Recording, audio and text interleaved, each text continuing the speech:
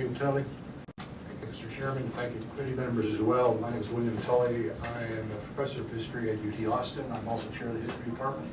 And I want to bring some of my thoughts here because of that. I reflect my own views, but obviously what I have to say is influenced by my conversation with my colleagues and my sense of responsibility for faculty, staff, and for students. Students, undergraduate students in particular, they fly in flocks. They flock here, they flock there. They're always in groups. And they go to classes in groups. They flee from classes in groups. They go to union on the UT campus in groups. They go to the residence in groups. They go to events in groups. What I hear from the proponents of this legislation often is a very different kind of rhetoric, which is insensitive to this kind of context. That is the individual right argument and the mano a mano kind of, or woman a mano kind of scenario, which is often reflected in what they say, which is that I'm an individual, I have the right to protect myself, and as one gentleman said in here in the hearing some time ago, I'm going to protect myself, and that's it. That's it. I understand this is I call it a legitimate point of view, and it follows from what we understand about our belief in rights and so on. But reality is messier than that.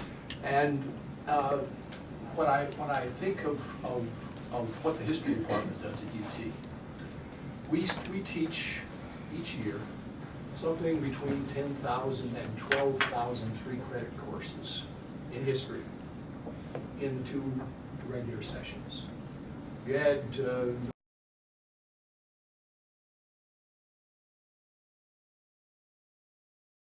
in some cases, and so the ones that people remember are students with our class of 20 students.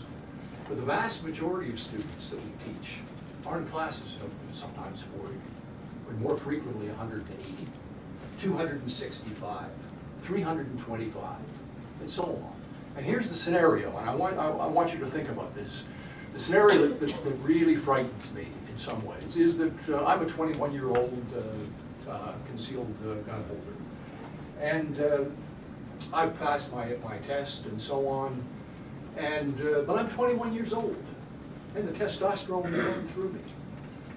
And maybe my parents got divorced this weekend, or maybe my girlfriend's pregnant, or maybe I'm worried about a job that I'm about to hopefully find at the end of this. And I'm sitting down there in the 3rd row of a lecture hall with 285 students in it, and I'm worried about my issues that I've got. Or maybe I'm half asleep because I was down on 6th Street, which I have every right to be drinking the night before. And we all know that that's the case, license or not. You have that situation, or indeed, I mean, pick the best situation, you might say. This is somebody who I'm absolutely enthralled by this class. You know, one of my recently retired colleagues teaches religious history, teaches a course in Jesus in America. And basically, you know, you sit in this person's class and you can be absolutely enthralled by what he is up there. My point is that your mind is elsewhere. And what happens up in the back row, you hear some shots or whatever.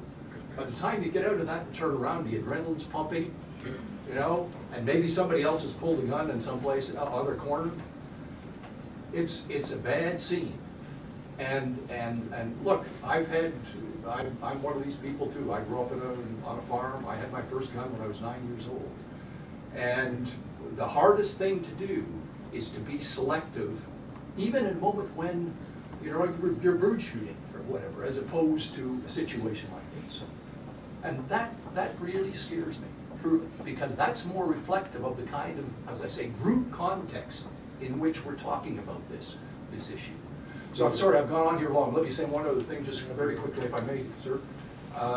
The issue of the open space in the classroom. I mean, the classroom, again, is a place where teachers' jobs is to be provocateurs. It's also to manage conflict. And when you have guns in there, you know, my colleagues would say, this alters the nature of the situation. And I haven't taken a poll in our department, but no one has spoken to me in favor of this at all. They're all against. I just spoke before I came down here with my advising staff of 3 people who they are the people who often deal with the troubled cases. And they, in fact, are absolutely frightened of this, believing it changes the nature of their professional kind of world in which they work. And finally, there's the issue of UT as a center of excellence. And again, it was touched on by my colleague back here in natural sciences. The fact is, we're out there right now trying to hire people and keep people from some of the best institutions in the country. And this past weekend, I was down at Houston at the Organization of American Historians, which is the biggest organization of American historians in the country. And, you know, people are talking about not wanting to come to Texas if that's the case. And you know, we've got a problem if we want to maintain the kind of excellence that we strive for. This isn't, you know, to add one other issue on, this is an issue of, do you want this to be an excellent institution? Do you want this department to do what it does, serving as it does so many of these students? That's a real issue. I've got 3 of my colleagues who are right now, as we speak over the next 2 weeks, being interviewed by other institutions. On this issue? Pardon me? Over this issue? No, they're looking, but the point is this issue may well play a role in how they see Well, I think that's important. They're probably doing it because of budget restraints and what other they